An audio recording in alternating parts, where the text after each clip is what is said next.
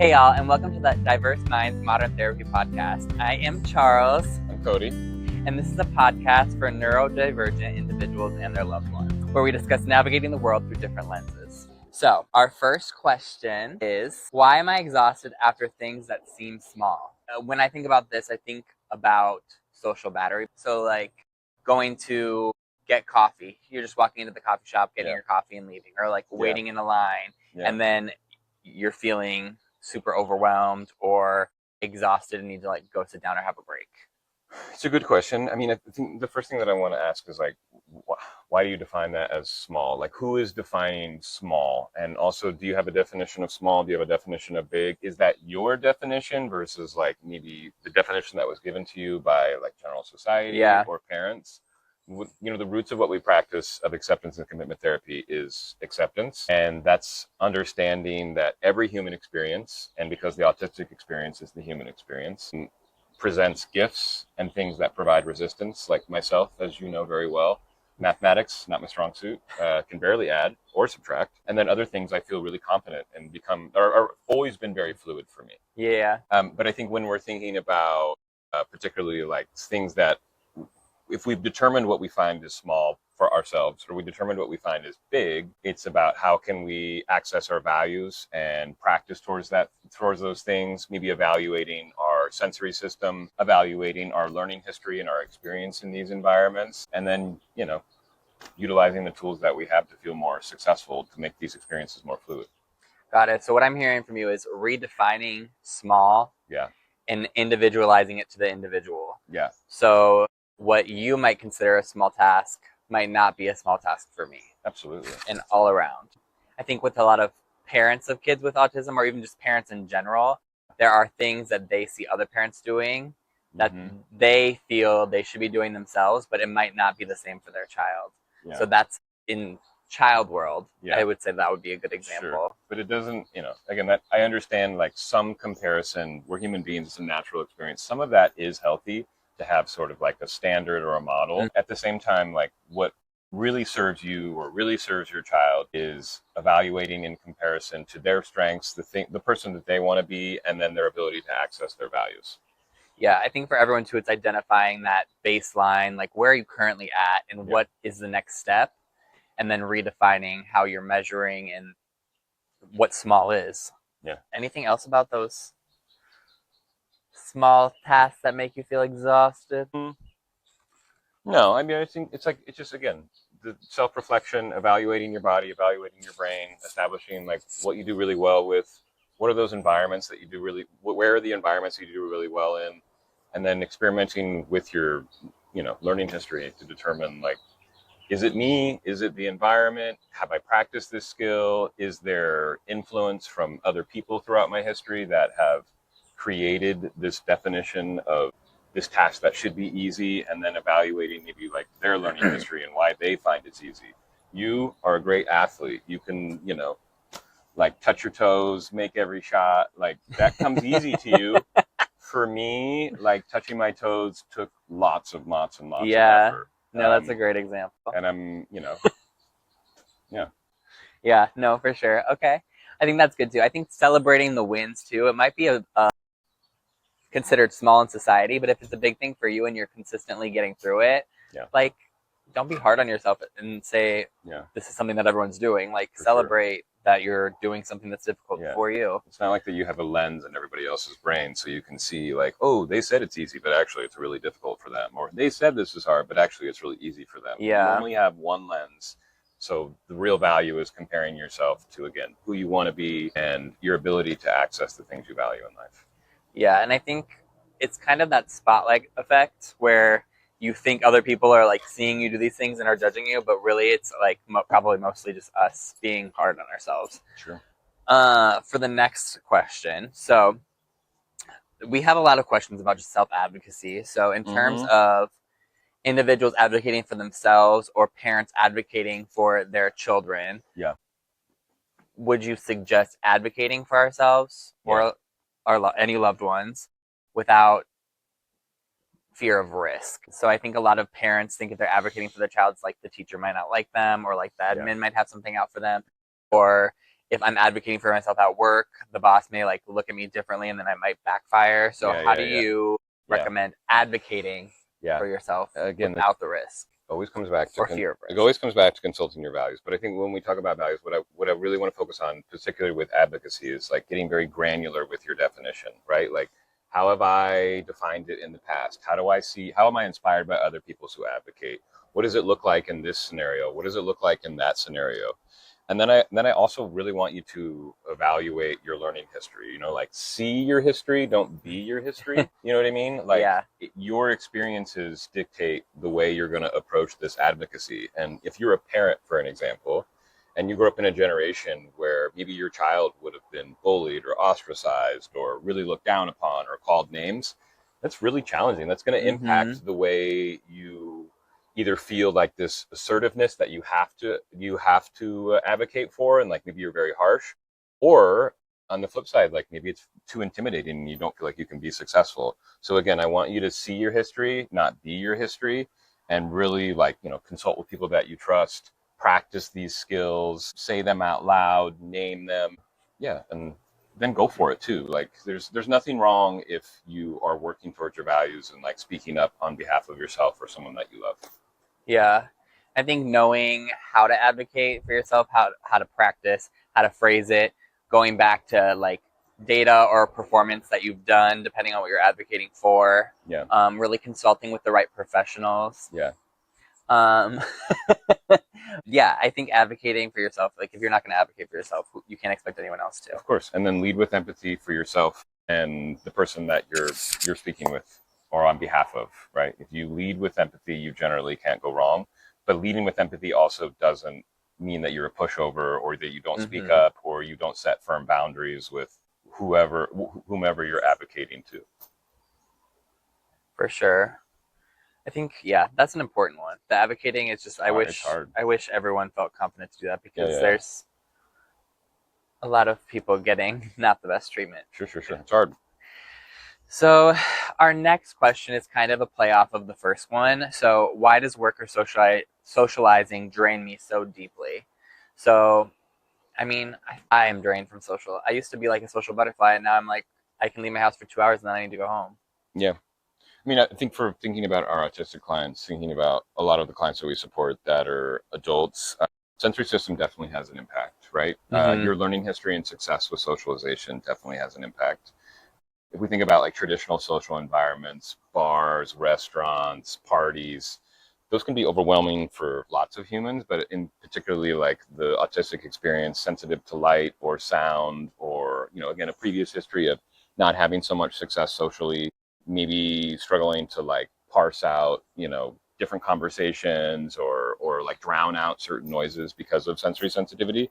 I would definitely make sure we're evaluating that and developing strategies to feel more fluid, to feel more successful. And maybe that's like, I prioritize relationships that are in small groups, or I'm confident enough to like wear sunglasses to the event, or after I've evaluated my learning history and kind of see what allows me to be successful socially and the kind of friend that I want to be, I practice and build confidence to express that and share that, communicating with the people that I want to connect with. Yeah.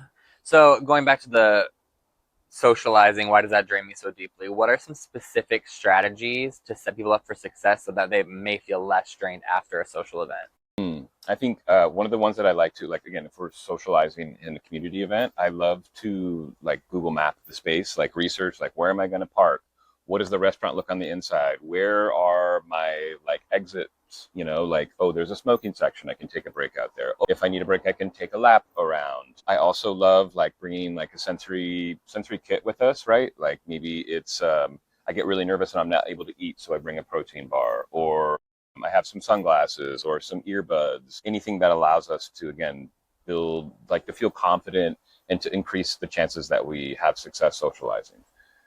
For sure. I think looking around the area as well, if you're not familiar, and seeing if there's like somewhere you could go to walk to leave the space and come back, finding a friend or having a friend there that you are close with, if that's an option, letting them know like a signal, like, oh, can you come Is this a time for us to go on a walk? Also, I think weighing the pros and cons of going to the event. Is this something you're like required to go to? Is this something that's going to benefit you? Or are you just going to like force yourself to be social? Yeah. And that's the thing, like a lot of this evaluation comes with, again, back to that acceptance word. And it's really about like understanding and celebrating who we are. Maybe the event that you really want to go to doesn't actually serve you. It doesn't work within the framework. And what I always encourage my clients to do is like find spaces that and environments that are more conducive to you having success, right? Like I'm not a party person, but like I would love to have you over to my house and we can hang out in a smaller environment. Or I'm really looking to make friends. I'm in a new city. Like I'm gonna find spaces that are more likely to have other neurodivergent people, or more likely to have a community that's really open to and accepting to maybe some of my sensory needs. Like thinking of spaces of like Dungeons and Dragons, comic book stores, like neurodivergent events. Those tend to have a higher population of people that understand me, and it makes my experience much easier, and it also increases the chances that I'm going to connect with someone, which is really what I'm looking for. Yeah, maybe we can share. I mean, it would be dependent on your area, but we have a lot of resources for finding those types of activities. Definitely. So the next question that we are going to discuss is, how do I ask for accommodations without shame? Ooh. I think this is outside of like kids in special education, like adults in the real world, Definitely. like accommodations at work, accommodations at the grocery store, accommodations Yeah. on a flight. Yeah. Well, I want to, again, define shame. One of the many exercises that I like to do is like, I would encourage you to like take a minute, like set a timer and say all the thoughts that you have in your mind surrounded around shame. Write them out, put them, put it into a voice note and read it back to you. And the reason that I want you to do it is because I want you to hear it, and I want you to again, don't be your history, but see your history and really determine like who originated those thoughts. Like I wasn't born and like, I suck at this, or I'm not good at this, right? Like, where does that come from? And once you can see that, you can observe those patterns, and then you can hopefully make changes and practice skills to feel more confident as you encounter those environments. But if you don't ever do the observation, or you don't ever practice the skills, then you're going to walk into the event thinking like, oh, I'm not very good at this. And, nobody has this, your likelihood of success just plummets when your thoughts and your body is reacting to like, oh, I'm not going to be very successful. Yeah, I think that is a good segue into like reviewing what your values are and what the small wins are in those situations. The shame around accommodations too, is that something that society is shaped, or is that something that is internal? I guess like back to the original question, how are we asking for those accommodations in those public spaces? I mean, it's a good question. It starts all with like determining what the accommodation is and why you need it, right? Like I need to have confidence and awareness of who I am and what my body needs in order to like display that confidence with somebody else and be able to walk them through it. Like as much as one of our many goals is to like create a more neuro-affirming world, it's not there yet. And so it's my responsibility as a, autistic individual or as a neurodivergent individual to be able to go into any space, have a sense of what I need and be able to accommodate that. And also maybe provide some of the adaptations that I need, right? Like thinking about like parents who, have children, they love going to the amusement park, the Disneylands and all that stuff. There are certainly like in those spaces some really great accommodations, but I'm probably bringing a backpack of stuff that's going to allow my child to be successful. And when I'm an adult and I'm in the workspace, I'm same thing, right? Like I need to feel confident enough to be able to communicate with HR or my boss or bring the supplies I need. And again, as much as we want the world to be understanding and provide that, it's also up to us as individuals to sort of dictate some of that understanding.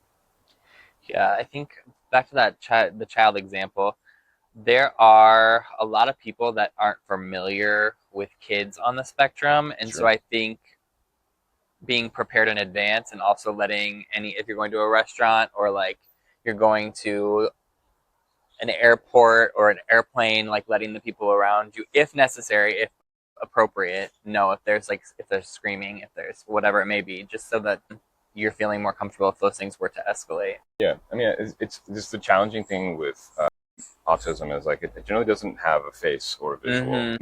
Like if we're thinking about workplace accommodations, if I hire an employee that is in a wheelchair, it's very obvious, like, oh, I need to provide them with a handicap accessible door or a ramp, right? Mm-hmm.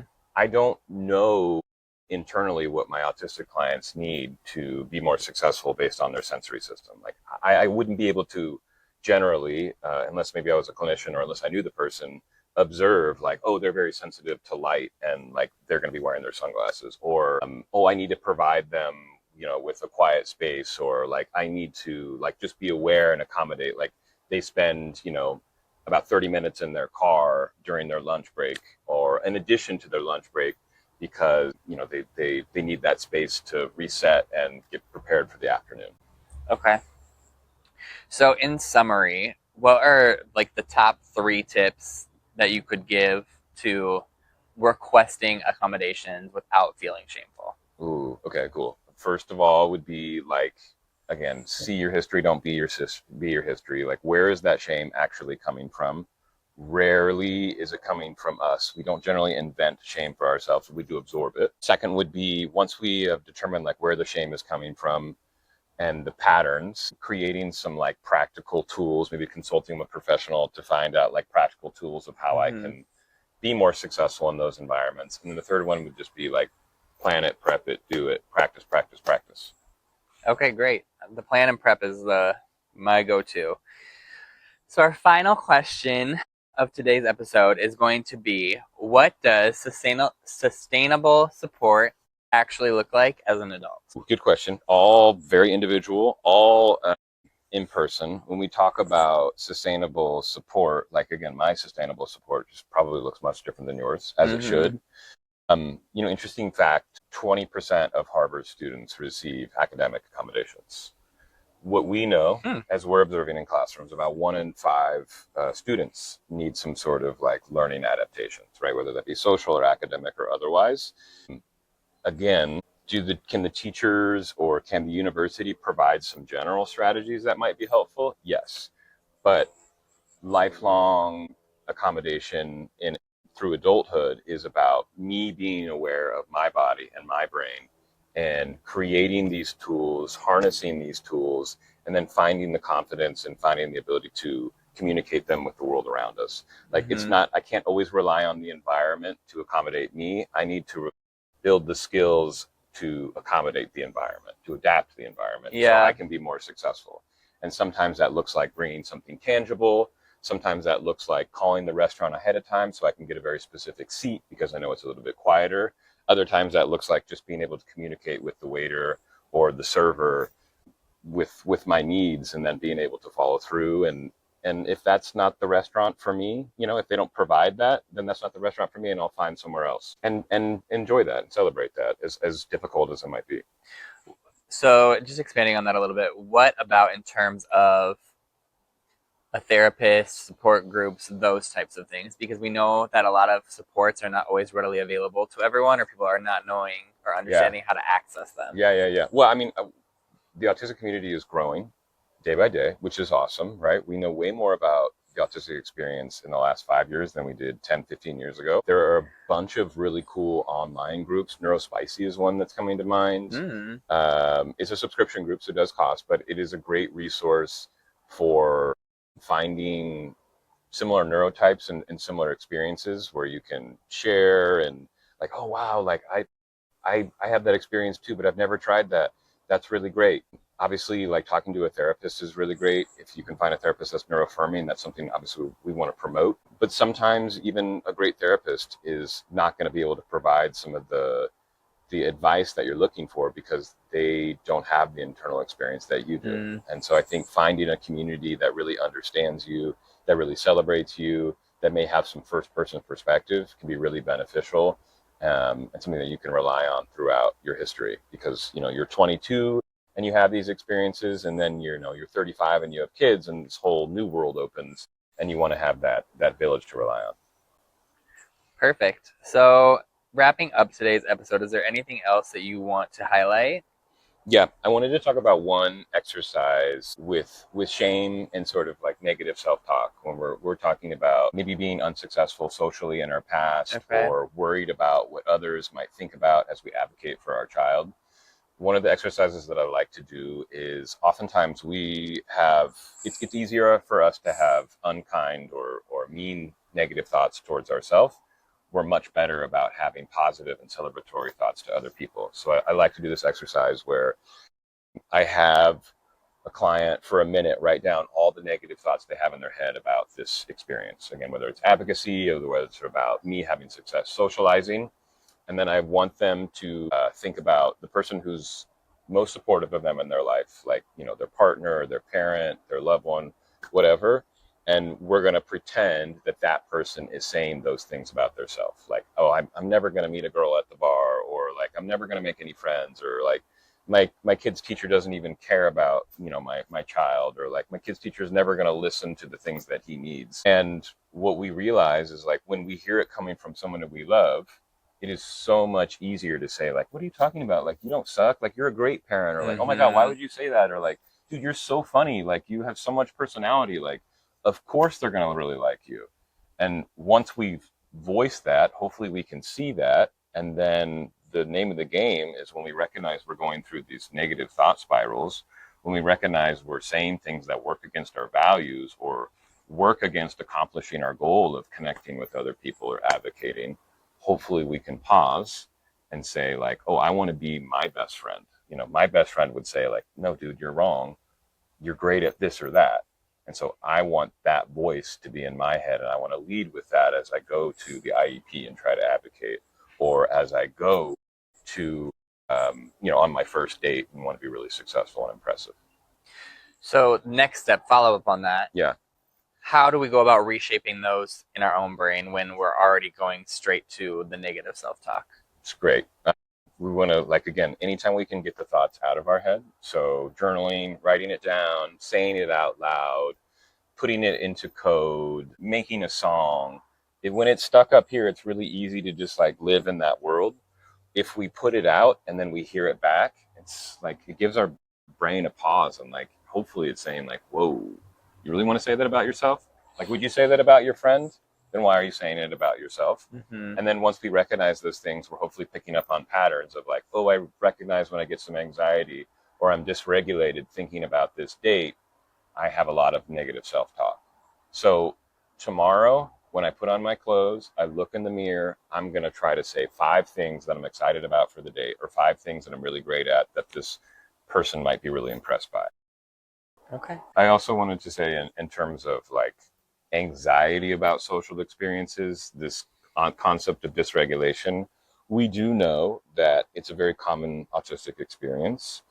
What I want my clients to recognize is that the anxiety does not start when you sit down for the date.